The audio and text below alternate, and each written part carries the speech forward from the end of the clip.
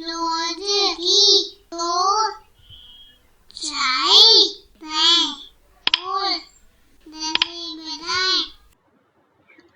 दोस्तों, तो कैसे हैं आप सब। आज हम करने वाले हैं एक और क्रियाकलाप जो कि लिया गया आपकी पुस्तक रिमझिम कक्षा 4 NCERT के पाठ मुफ्त ही मुफ्त से। इस क्रियाकलाप को करने के लिए हमें खोलनी है पृष्ठ संख्या 124।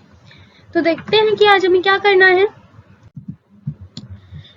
क्या तुमने अपने आसपास की ऐसी जगह सोच सकते हो जहां बहुत शोर होता हो? उस जगह के बारे में लिखो।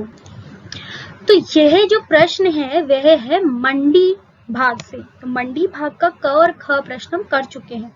यह है ग प्रश्न। तो क्या प्रश्न था? क्या तुम अपने आसपास की ऐसी जगह सोच सकते हो जहां बहुत शोर होता हो? उस जगह के बारे में लिखो। तो हमें जैसे कि मालूम है कि मंडी में बहुत शोर होता है, बहुत तरीके के लोग आते हैं और बहुत तरीके की चीजें बिकती हैं और खरीदी जाती हैं।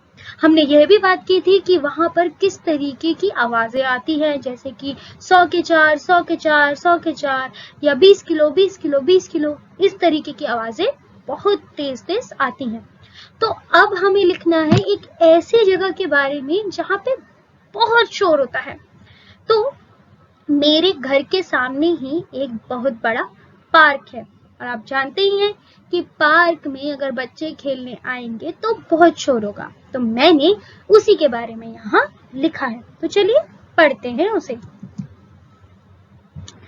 मेरे घर के सामने ही पार्क है, वहां पर बहुत ही शोर रहता है। सुबह सुबह बहुत सारे लोग वहां व्यायाम और योग करने आते हैं तो उनका शोर आता है। वह कैसे शोर मचाते हैं? सुबह सुबह तेज तेज हंसना हमारे शरीर के लिए बहुत ही लाभदायक होता है, तो वह भी ये वाला योग पक्का रोज रोज करते हैं। तो इसकी वजह से बहुत शोर आता है। दिन में धूप के कारण वह पार्क सुनसान हो जाता है, लेकिन जैसे ही शाम होती है पार्क बच्चों से भर जाता है। कोई वहां पर बैडमिंटन खेलता है तो कोई फुटबॉल। जी हाँ, ढेर ढेर सारे बच्चे आ जाते हैं खेलने। कोई बहुत छोटे तो कई बहुत बड़े। कोई फुटबॉल खेलता है तो कोई बैडमिंटन, तो कोई पकड़म पकड़ाई खेल रहा होता है। कई बच्चे तो पेड़ों से झूल रहे होते हैं और छोटे छोटे बच्चे वहां झूला झूलने आते हैं और वह भी बहुत शोर मचाते हैं। इसी समय पर कई सारी माताएं भी आती हैं जो कि आपस में बातचीत करती है और जब ये सारी चीजें एक साथ हो रही होती हैं तो बड़ा ही शोर मचता है। लेकिन उनका कोलाहल देखकर बड़ा ही मजा भी आता है।